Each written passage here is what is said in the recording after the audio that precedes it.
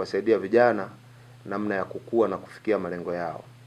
Kuna mambo muhimu ambayo kijana anapaswa kuzingatia, na kila kijana anayetaka kufanikiwa katika nyanja yote lazima aanze kufanikiwa kwanza kiroho, alafu ndipo masuala mengine ya uchumi yafuate. Kwa hiyo kijana akifanikiwa kiroho na katika mambo ya kiibada, masuala kama matumizi ya fedha, maadili ya kazi, matumizi ya muda, matumizi ya vipaji, haya ni baadhi ya ingredients ambazo zikifanywa sawa sawa kulingana na neno la Mungu linavyosema, tunamtegemea huyu kijana atakuwa ni mwenye mafanikio.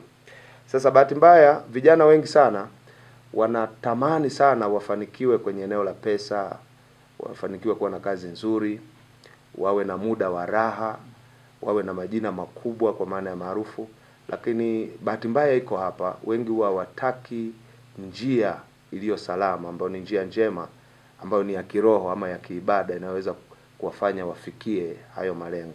Sasa njia pekee ya kuyafikia hayo inaanza kwanza kwa kijana kutakiwa kuwa na nguvu ya kiroho kwa kumwabudu na kumcha Mungu. Alafu hapo ndipo Biblia inapoanza kutoa mtazamo sasa. Hilo likianza, kwa sababu hata Yesu anasema utafuteni kwanza ufalme wa Mungu na haki yake. Hayo mengine kwa mtazamo wa Biblia ni ziada, ambayo sisi sasa ziada ndio tumeipa kipaumbele zaidi. Ni sawa na kwamba unafanya kazi, uko busy na bonus, lakini hautaki kufocus kwenye uwajibikaji ambao ndio unatengeneza ile basic salary.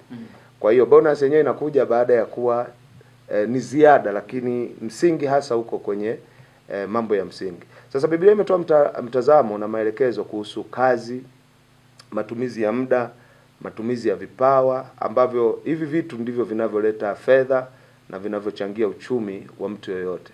Na pia inaeleza uhusiano uliopo kati ya mambo ya kiroho na haya mambo mengine yote ambayo vijana ndio wanayoyatamani. Kwa hiyo msingi mkubwa kwanza unaanza kiroho.